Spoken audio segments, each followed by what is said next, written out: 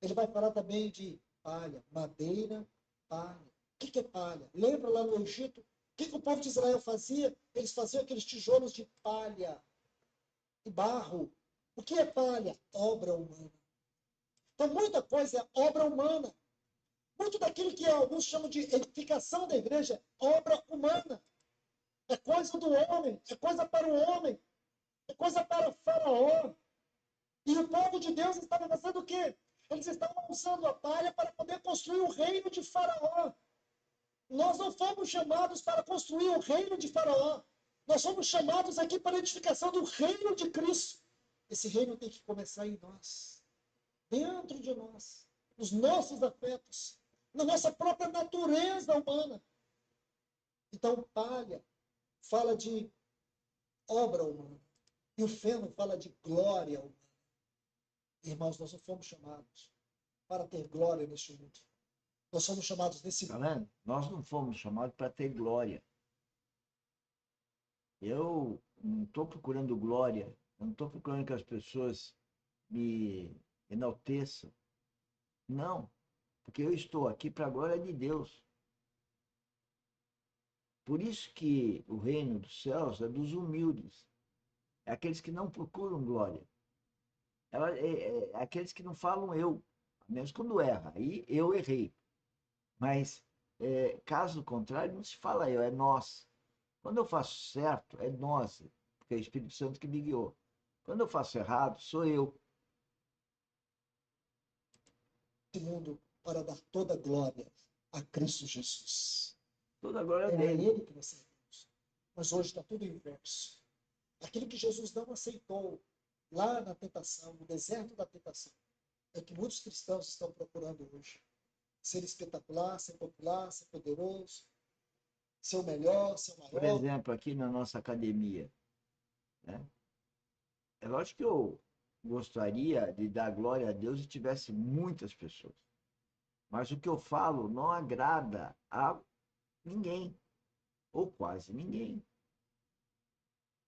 Ou você acha que João Batista, quando estava no deserto, anunciando a vinda do primo, que na verdade é Jesus Cristo, ele tinha uma multidão? Não, nem Cristo. Cristo tinha, teve em algum momento multidão que estava com interesse que ele resolvesse os problemas do mundo. Cristo não veio para resolver os problemas do mundo, porque o mundo jaz no maligno. Cristo veio para anunciar o reino dele, que é a vida espiritual, que é viver em Cristo, que é nascer em Cristo, que é viver em Cristo, e Cristo viver em nós.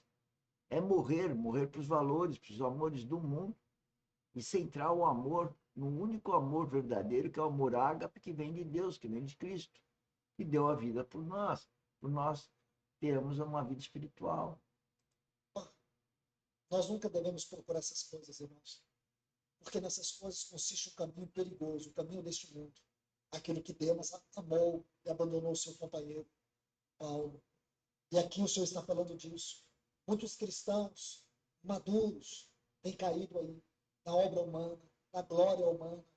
É no auge que eles caem. Lembra, estude 2 Samuel capítulo 9. Quem caiu ali, irmãos? Quem caiu em 2 Samuel capítulo 9? Davi, o rei de Israel. Então, a O rei parte Davi, ali no, que trata da queda dele em 2 Samuel. O que vai falar ali, irmãos? Vai dizer que era o tempo dos reis ir à guerra. Era a época dos reis ir para a guerra. Aonde está. veja, a história de Davi é muito interessante nesse sentido, pois o menino, a Davi, 16 anos, foi ungido por Samuel, dizendo que ele seria o rei de Israel. E aí o rei queria matá-lo, ia perder o poder para ele um dia. Veja, tinha 16 anos. Eu não vou resumir a história. Com 50 anos, se não me falha a memória, o rei Davi, que devia de ir para a guerra, que era o trabalho dele, era ir para a guerra. Ele fica no palácio, ele se acomoda.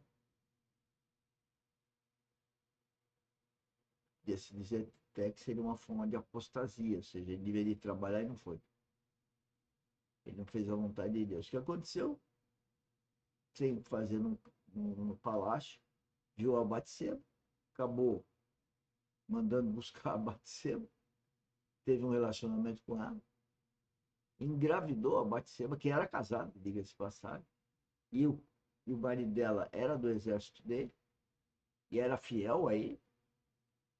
Ele manda o marido voltar da guerra, da frente de guerra, porque queria pôr a gravidez do marido, na cabeça do marido. O marido não vai para casa, apesar de ter voltado, veio servir ao rei, e depois ele manda matar para encurtar a conversa, e acho que ele vai contar. Davi estava no terraço da sua casa. No capítulo 11 de 2 Samuel. Não é no capítulo 9. No capítulo 9, aquela linda história de Davi com Mefibosete. Aqui em 2 Samuel, capítulo 11, onde estava Davi? Ele estava no terraço, quando ele deveria estar na terra.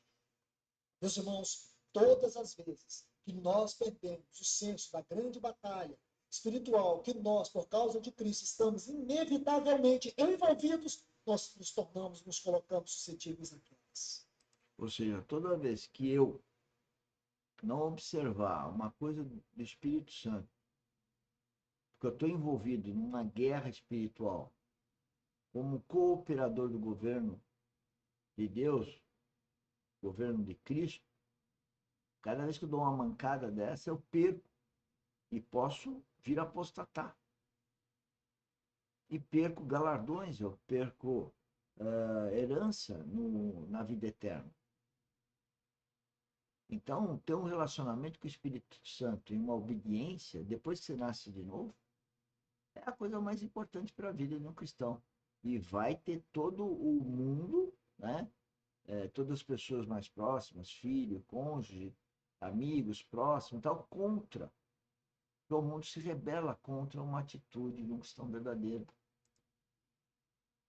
Essa é uma advertência muito séria.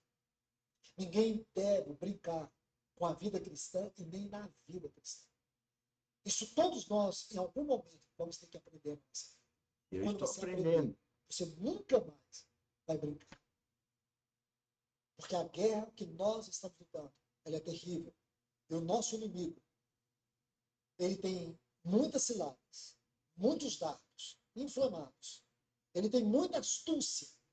Ele tem Vocês podem não acreditar, mas aqui eu estou tentando escrever aqui, meu teclado é pequeno. E o que o inimigo fez eu fazer? Cortar o som. Acabou de acontecer isso. É o inimigo. Porque se eu tivesse 100% de Cristo em mim, eu não ia errar nada. Cristo é perfeito. um poder maligno muito maior do que nós. Uma capacidade muito maior do que a nossa. Nós não somos pares para ele. Mas como podemos vencer? Nós não podemos vencer. Só um pode vencer. Nosso Senhor Jesus. E nós temos que estar na vitória de Cristo Jesus. A vitória de Cristo só se torna a nossa vitória quando a vida de Cristo se torna a nossa vida. Exatamente. Aí muda tudo. Não sou eu quem vive. Cristo vive em mim. Não são os três pilares da profundidade espiritual da interpretação da Epístola aos Gálatas. Gálatas capítulo 1, versículo 16. Aprove Deus revelar seu Filho em mim. Gálatas 2:20. Não sou eu quem vivo, Cristo vive em mim. Gálatas capítulo 4, Mas quando você fala no mundo que Cristo vive em mim, as pessoas acham que isso é louco, mas está escrito na Bíblia. versículo 19. Filhinhos, por quem de novo sofre dores de parto, até Cristo ser formado em vós.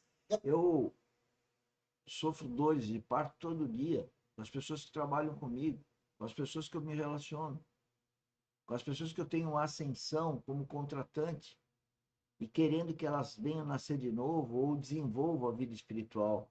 Eu não as tenho aqui na academia treinando a vida espiritual.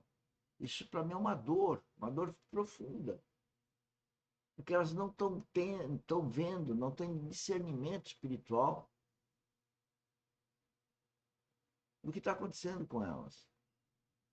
E quando a gente tem discernimento espiritual, a gente quer falar de Cristo. Então, vir na academia treinar seria o maior prazer. Como eu venho aqui com o maior prazer. Eu me realizo com isso. Todas as atividades da academia.